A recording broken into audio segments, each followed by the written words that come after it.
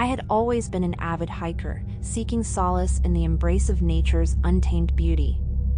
So, when my friend suggested a weekend hiking trip in the dense woods of Blackwood Forest, I couldn't resist the adventure that awaited. Little did I know that our journey would lead us to the darkest corners of fear and despair. As we ventured deeper into the heart of the forest, the once vibrant sunlight faded, and an eerie darkness enveloped the surroundings.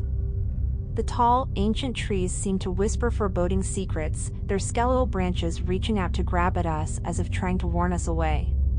Despite the unnerving ambience, we pressed on, dismissing our unease as a mere figment of our imagination.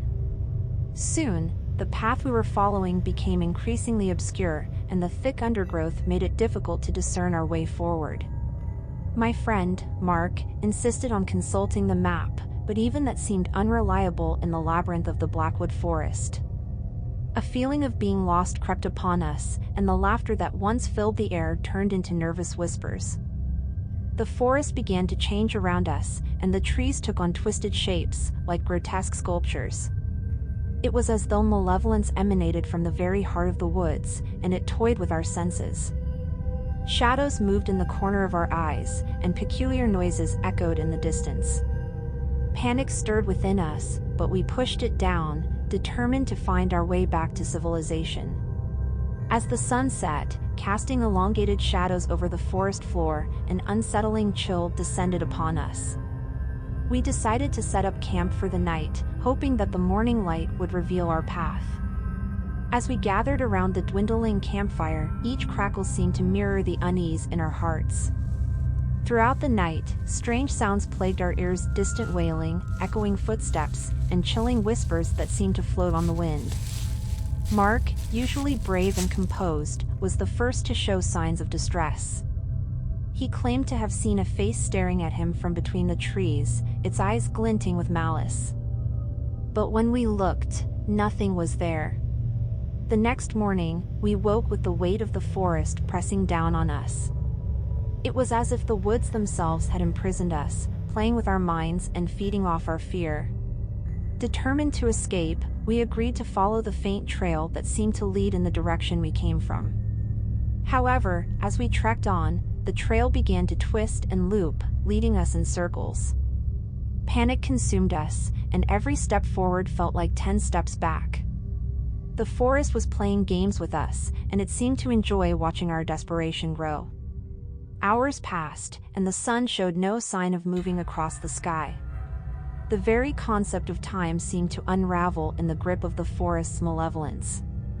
Exhausted and on the verge of despair, we decided to split up, hoping to cover more ground and find a way out.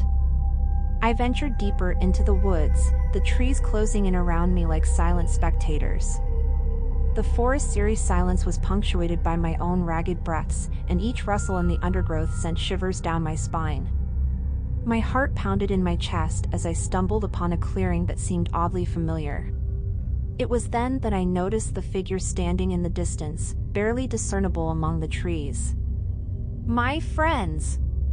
Relief washed over me, and I rushed towards them, calling out their names.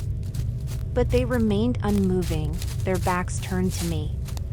Something felt off, but I couldn't put my finger on it. As I drew closer, I saw that their faces were obscured by shadows, and their bodies were motionless.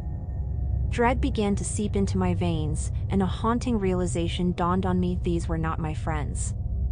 They were something else, mimicking their appearance to lure me deeper into the forest's abyss. Fear gripped me as I turned to flee, but the forest had me in its grasp, ensnaring my every step. The trees seemed to shift, creating an impenetrable wall that confined me to this haunting scene. My heart pounded in my chest, and a primal instinct to survive took over. In a last desperate attempt to escape, I closed my eyes and ran, relying solely on my instincts. I dodged branches and leaped over rocks, surrendering to the primal fear coursing through my veins. The forest roared in protest, trying to keep me trapped, but I pushed forward with all the strength I could muster. When I finally dared to open my eyes, I found myself standing at the edge of the forest.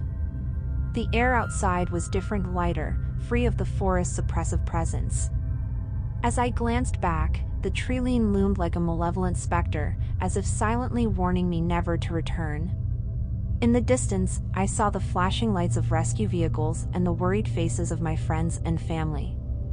They rushed towards me, relieved to find me alive, but I couldn't bring myself to recount the horrors I had experienced. Even now, the memory of that night haunts my dreams.